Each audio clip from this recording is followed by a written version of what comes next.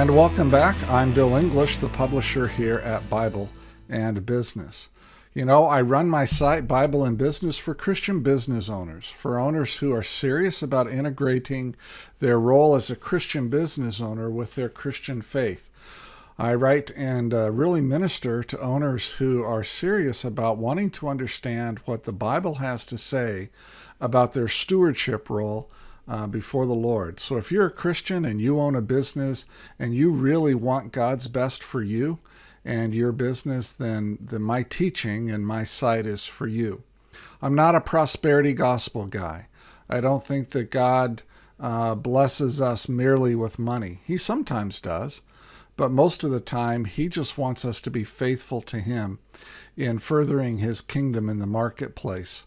So you won't find on my site a bunch of articles about the biblical secrets for business success, or the $1 million idea that's going to propel you into wealth and fortune. That's really I don't think all that important to the Lord, quite frankly. And those who peddle in that stuff, I think, are close to heresy, quite frankly. Really, what the Lord is after is our faithfulness. He's after our hearts, and he wants us to be good stewards of that which he entrusts to us. You know, if the widow who gave 2 mites gave more than all the rich people, then there's something about wealth that we don't understand if we think that the wealthy God has blessed and the poor God has not blessed. So all that to say, the Bible and Business is a biblically based Christian, dare I say evangelical site for Christian business owners. And so if you want to know about what the Bible has to say about owning a business, then I invite you to become involved at BibleandBusiness.com.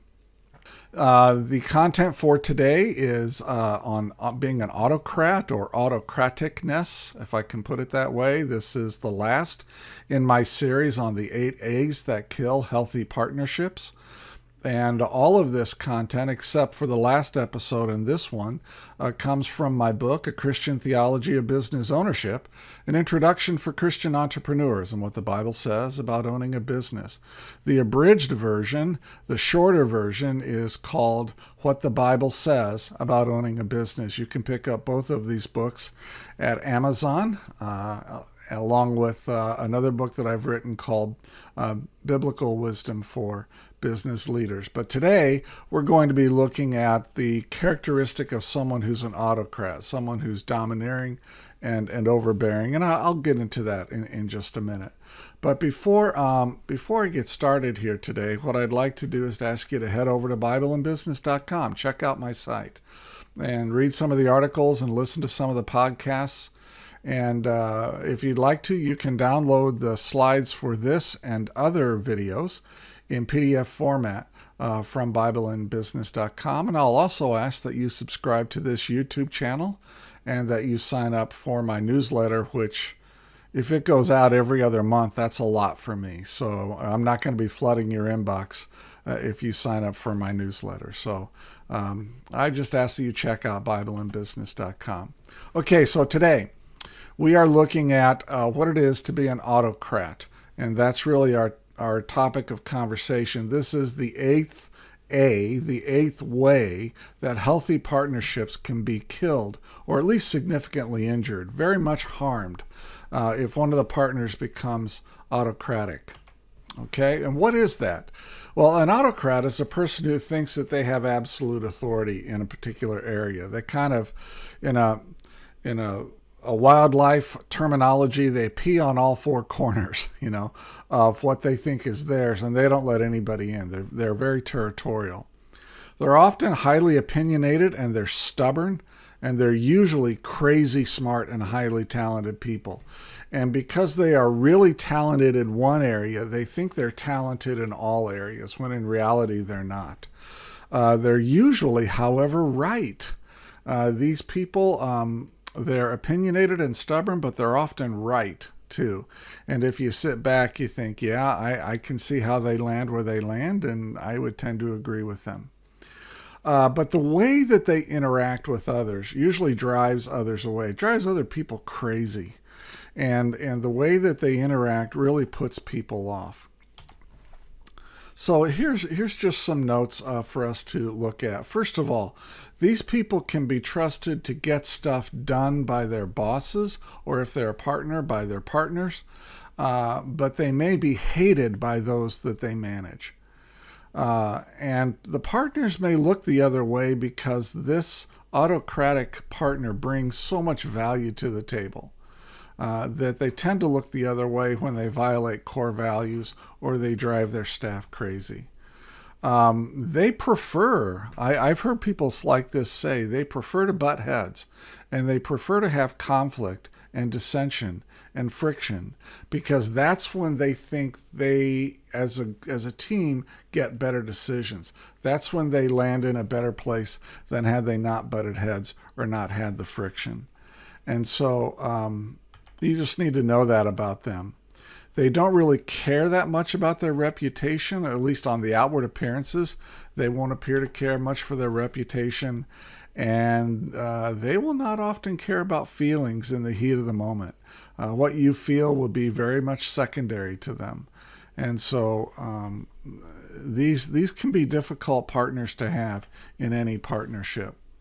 Now, you might want to ask yourself, how does an autocrat harm a partnership? Well, one is that they're going to have outsized influence relative to their vote in the partnership. They may, let's say there are 6 partners and they're one of 6. They may have 1 vote, but they'll have outsized influence relative to their vote. Secondly, I think they're just going to drive the other partners crazy sometimes, especially if they're autocratic with other partners, where they think that, I'm right and you all are wrong, and we're just going to do things my way, and I'm going to be stubborn, and I know I'm right, and you all are eventually going to come around to my way of thinking. That type of thing, it's going to wear partners out. The value that they add might be significant to your partnership, but they probably, if you're honest with yourself, they violate your core values from time to time. You'll find it's nearly impossible to collaborate with them without them being in control of something or even most of a project. And I think partnerships with highly autocratic people tend to end, usually due to the other partners becoming fatigued and just withdrawing and just finding a way out, and they go do something else.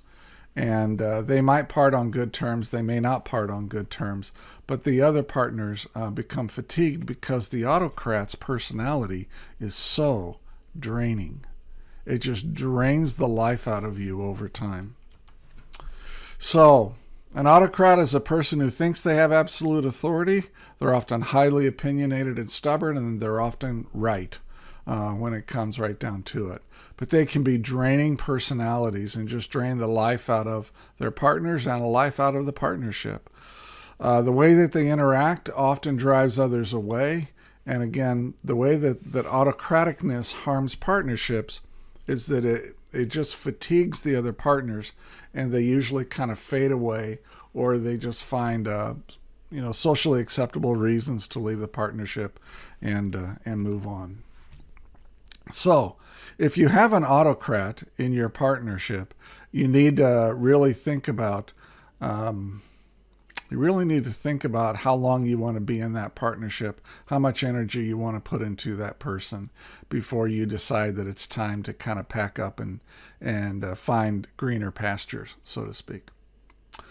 All right. I want to thank you for joining me today. This is a shorter video than what they normally are, but thank you for joining me today. I'm Bill English, the publisher here at Bible and Business. The next series that we're going to get into is Giving and Receiving Advice. It comes from chapter 5 in my Christian Theology of Business Ownership book, and I'm looking forward to diving into that whole subject of how does a business owner receive advice, who do they go to for advice, and why receiving advice and sometimes giving advice is so biblical and so strategic to the success of your own business. So until we meet again, thank you for joining me. I'm Bill English, the publisher here at Bible and Business. I trust that you'll go out and make it a great day. Take care.